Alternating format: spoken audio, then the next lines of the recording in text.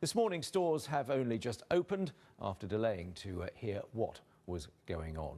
Well, we're joined by webcam by retail expert Kate Hardcastle. Kate, an assessment from you of this morning's developments. Well, it's certainly interesting that Mike Ashley's adding to quite a bizarre and broad retail portfolio. He's involved with Sports Direct. He has the upmarket fashion brand Flannels, and then he has a lot of interest in other stores, actually also Debenhams. This is a big move, and I'm sure a lot of people will be breathing a slight sigh of relief that the name House of Fraser isn't disappearing from high streets altogether. However, I can't imagine that the business or indeed its offer are going to be similar to that people know or recognise as being House of Fraser.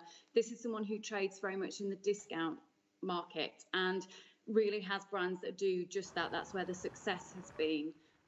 We don't want huge gaping holes in the UK high streets because we know that really doesn't help other retailers surrounding these big departmental stores.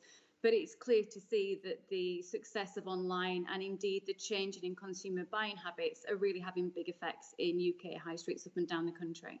So what do you think is in this for him? I think there's someone who's very ambitious to see growth within his retail portfolio. I think he feels he understands the UK consumer and he's had success, particularly with the Sports Direct brand. But I think he wants to widen it and try and have a house of his own brands, maybe. House of Fraser was indeed a house of brands. And he's traded out of House of Fraser with some of those brands quite successfully.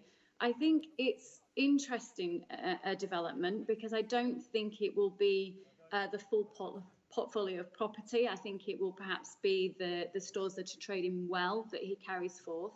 And I can't see it being, as I say, that traditional department store that we all know and reflect on. We think of House of Fraser as very much a heritage brand in the high street. And as a middle market department store, it needed to be exemplary with its service. It really needed to have brands that had cut through. It needed to have something as a unique selling point that was very different for its consumers. And really it's lost its way, partly to a revolving door of management that just really haven't had its best interests at heart. And a lot of the time because really there've been new entries into the marketplace in fashion and in health and beauty, which has seen it really fall by the wayside.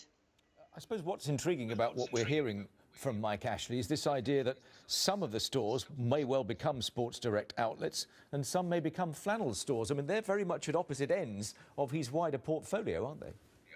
That's right. This is someone who's trading at both sides of the marketplace. But if you really think about the retail space within the UK, the big challenge, the belt tightening has been on the middle market. So he understands that. He can see that the middle market is really quite vanilla-like. It's not really adding very much. People very much like discount brands, and we've seen the rise of brands like Primark. And they like the luxury brands and the brands to reach that bring something more interesting, something different to them. But all of this aside, even the biggest players in traditional retail, bricks and mortar stores, know how tough the next few years are going to be ahead. And we saw not that long ago, BHS have a hero race to rescue it, and unfortunately was not capable of turning that brand around. So whilst I don't want to ring the bell of failure already, this is no easy road ahead for Mike Ashley. This is going to be a really tricky retail turnaround. Thank you very much for your thoughts, retail expert Kate Hardcastle. Let's get some more on this.